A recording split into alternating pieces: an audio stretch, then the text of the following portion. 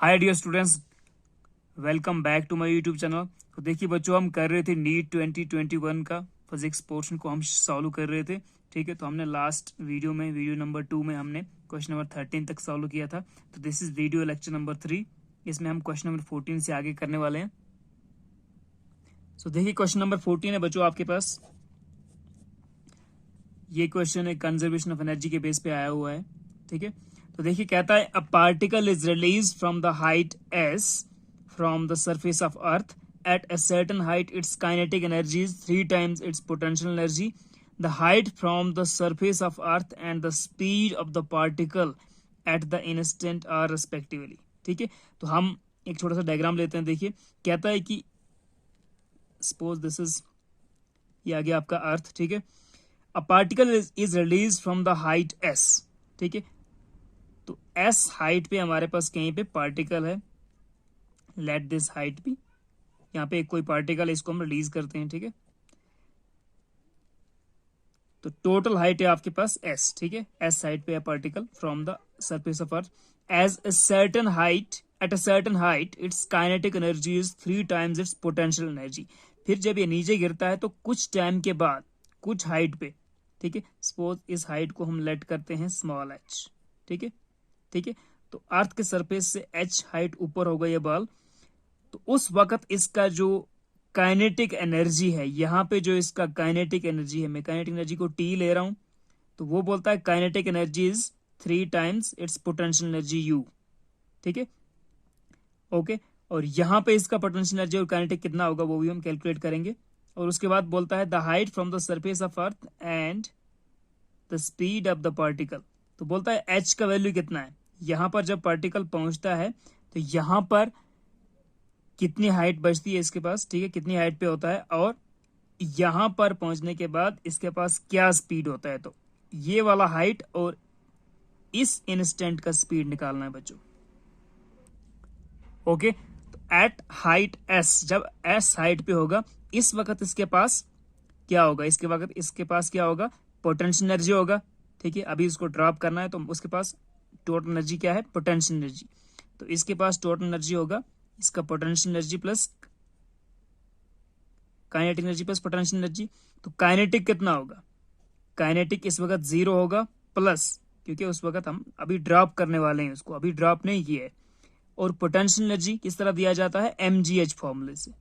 mgh फॉर्मूले से इसका मतलब क्या हो गया, काइनेटिक एनर्जी 0 है तो पोटेंशियल एनर्जी इस पॉइंट पे होगा mgh, mass of the body, acceleration due to gravity of earth, and कितने हाइट पे है s, तो मतलब 0 प्लस mgs। ठीक है, तो यहां पर काइनेटिक एनर्जी 0 होगी इस पॉइंट पे s हाइट पे, और पोटेंशियल एनर्जी यहां पे होगी mgs। ठीक है, तो अब यहां पे देखते हैं, यहां पे कहता है कि काइनेटिक एनर्जी जो है वो 3 टाइम्स u हो जाती है जब ये पार्टिकल या ये बॉडी यहां से ड्रॉप करके इस टाइम पे यहां पे पहुंचता है h हाइट पे, h हमने लेट किया है। तो यहां पे देखते हैं टोटल एनर्जी कितना होगा। यहां पे जो आपका टोटल एनर्जी होगा ना, ठीक है, इस इंस्टेंट पे that will be T plus you, and यहां पे काइनेटिक एनर्जी कितना होगा वो इसने दिया हुआ है, T is equal to 3u, 3 times potential energy. तो पहले हम पोटेंशियल एनर्जी निकालते हैं यहां पे इस पॉइंट पे, तो दैट इज mgh। तो mg और हाइट को हमने h रखा है, तो पोटेंशियल एनर्जी हो जाएगा mgh u प्लस टी कितना हो जाएगा, तो kinetic energy is equal to 3 times potential energy बोला गया है, तो काइनेटिक एनर्जी हो जाएगा 3 टाइम्स mgh। ठीक है, तो इस पॉइंट पे आपके पास, इस इंस्टेंट पे आपके पास कितना है पोटेंशियल एनर्जी, काइनेटिक एनर्जी कितना है 3 टाइम्स mgh, पोटेंशियल है तो mgh। ठीक है, पोटेंशियल तो फॉर्मूले से निकल जाएगा, mass into gravity into height, and इसने बोला है कंडीशन में कि काइनेटिक एनर्जी यहाँ पर 3 टाइम्स इसकी पोटेंशियल एनर्जी है। ठीक है, तो टोटल एनर्जी यहाँ पे कितना होगा, E2 is equal to this, यहाँ पे E1 मानते हैं। अब हमें क्या करना है, हम करते हैं कि इस पॉइंट पे जो total energy of the body है दैट शुड बी, ठीक है, सेम एज दिस पॉइंट। ठीक है, दोनों जगह पे according to conservation of energy total energy same होना चाहिए। ठीक है, तो इसका मतलब E1 is equal to E2 अगर किया जाए, E1 is equal to E2 तो क्या मिलता है हमको? E1 कितना था? mgs, तो mgs is equal to E2 कितना है? 3mgh प्लस mgh, ठीक है।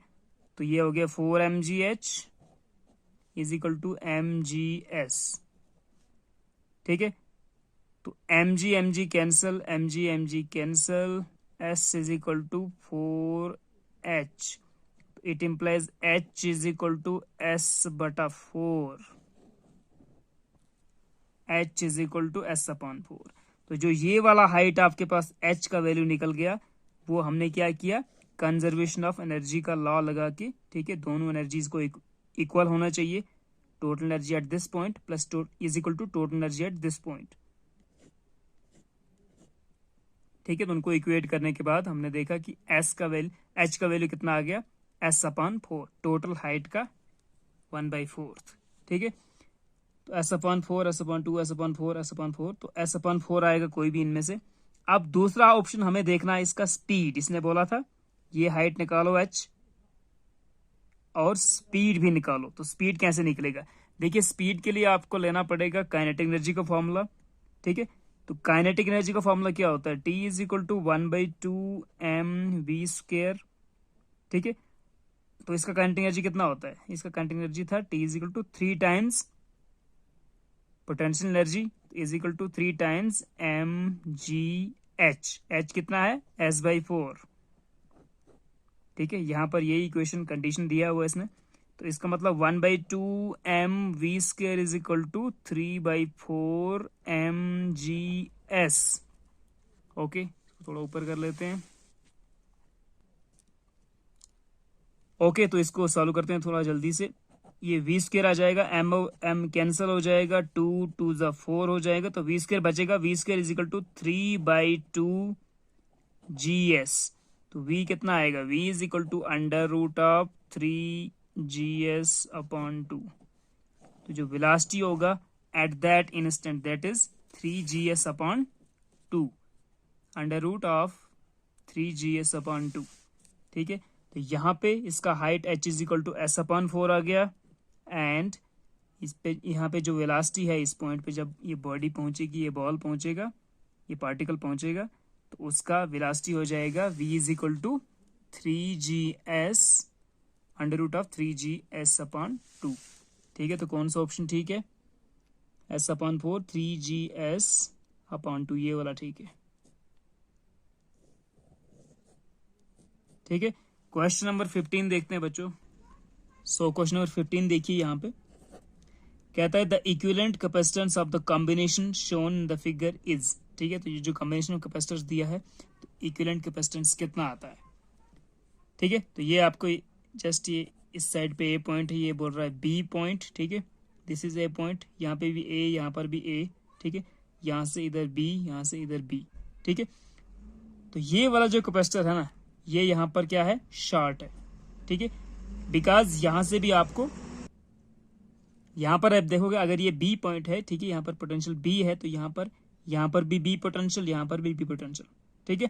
तो इस कैपेसिटर का कोई यूज नहीं रहने वाला है, ठीक है। तो इसको हम बोलते हैं शॉर्ट सर्किट, या आप बोल दीजिए इसका कोई यूज ही नहीं है, ठीक है। तो हमारे पास ये डायग्राम कैसा है ना, अगर इसको आप देखोगे तो ये समझ लो ऐसे है, एक कैपेसिटर इधर है, दूसरा कैपेसिटर इधर है, एंड ये है आपका यहाँ पे बी पॉइंट, ठीक है। तो ए और बी के बीच में हमको निकालना था टोटल कैपेसिटेंस। ये सी ये खत्म हो जाएगा, इसका कोई यूज नहीं है। तो टोटल कैपेसिटेंस क्या होता है? Equivalent capacitance of the combination. तो ये कौन सा कॉम्बिनेशन बन रहा है? This is parallel combination. तो Cp is equal to C1 plus C2, तो दोनों का C है, तो ये हो जाएगा 2C। तो ये बहुत सिंपल था, बट थोड़ा सा एग्जाम जो भी पेपर सेटर है उसने देखा है कि बच्चों को पता चलता है नहीं चलता है, ठीक है। थोड़ा सा ट्रिक करने के लिए उसने जस्ट एक शॉर्ट करके कैपेसिटर को यहाँ पे लगाया गया है, ठीक है।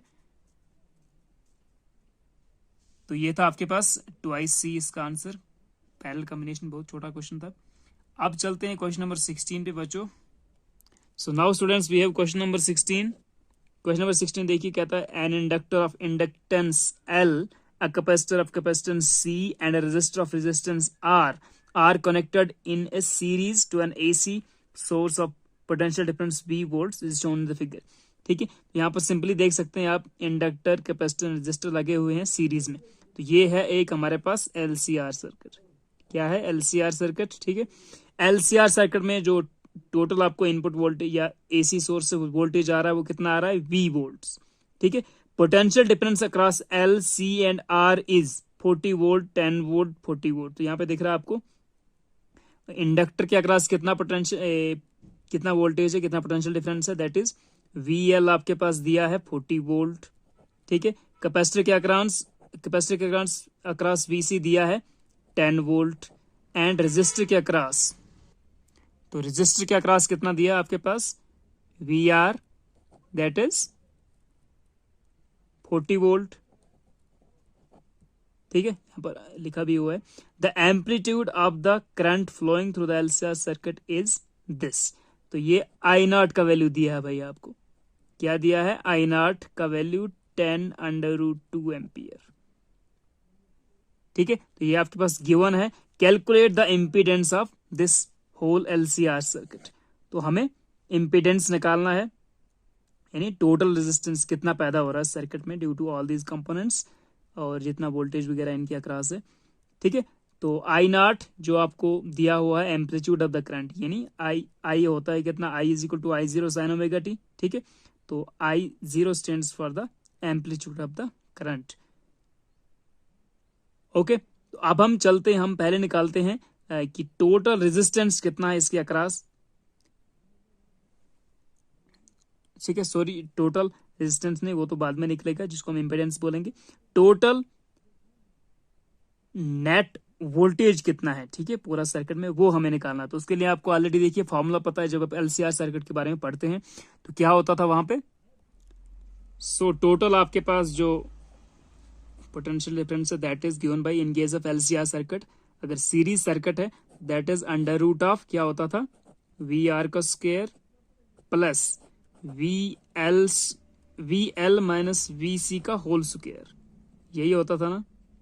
VR का square plus VL minus VC का होल स्क्वायर।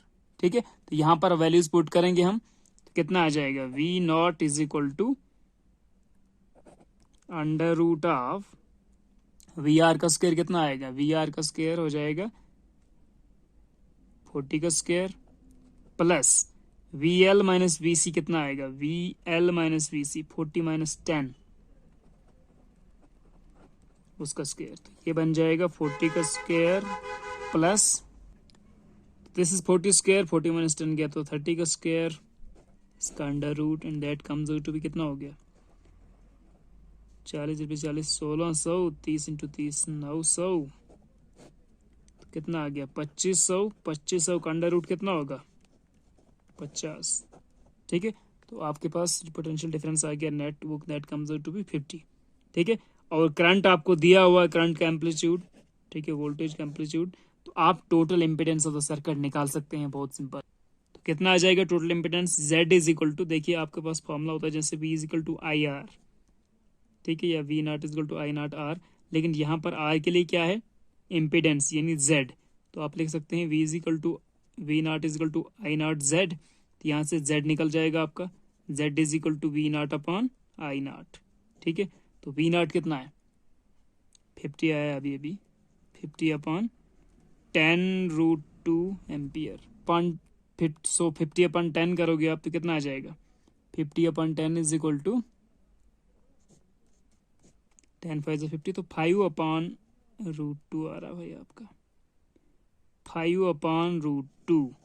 कोई ऑप्शन है क्या? ठीक है, तो ये इम्पीडेंस है, यानी total resistance of the circuit है, तो इतने ओम।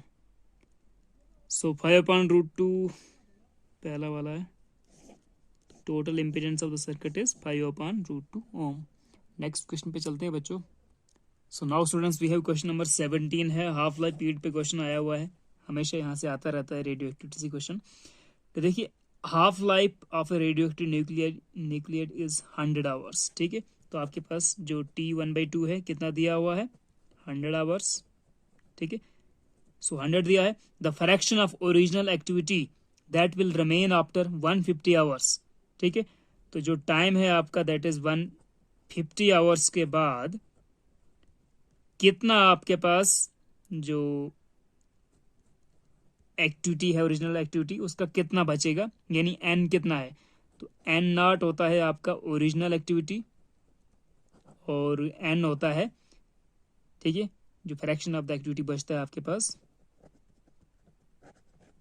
ओके, तो क्या फॉर्मूला होता है, बहुत सिंपल सा फॉर्मूला होता है हमारे पास, उसको डायरेक्टली यूज करेंगे और क्वेश्चन निकल जाएगा आपका। तो क्या होता है formula, that is N upon N naught is equal to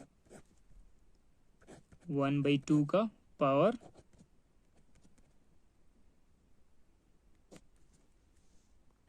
तो that is N upon N naught is equal to 1/2 power, यहाँ पे टाइम होता है टी, हाफ नीचे होता है, ठीक है, हाफ लाइफ नीचे होता है पावर में।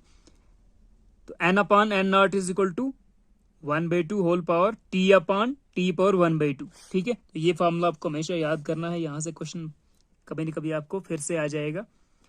तो जो ओरिजिनल एक्टिविटी आपके पास बचेगा, new fraction of the original activity that is N is equal to N naught times 1/2 into T की power 1/2 whole power T upon T half, ठीक है। तो यहाँ पर वैल्यूज पुट करोगे तो that is N upon N naught is equal to कितना हो जाएगा, 1/2 का होल पावर टी कितना था आपके पास, टी बोला है 150 आवर्स के बाद, तो 150 अपॉन हाफ लाइफ कितना है 100, ठीक है। तो ये कैंसिल, 15/10 कितना हो गया, 1/2 का होल पावर 1.5, जिसको आप 3/2 लिख सकते हो। तो एन अपॉन एन नॉट कितना आ गया आपके पास, 1/2 का होल पावर 3/2,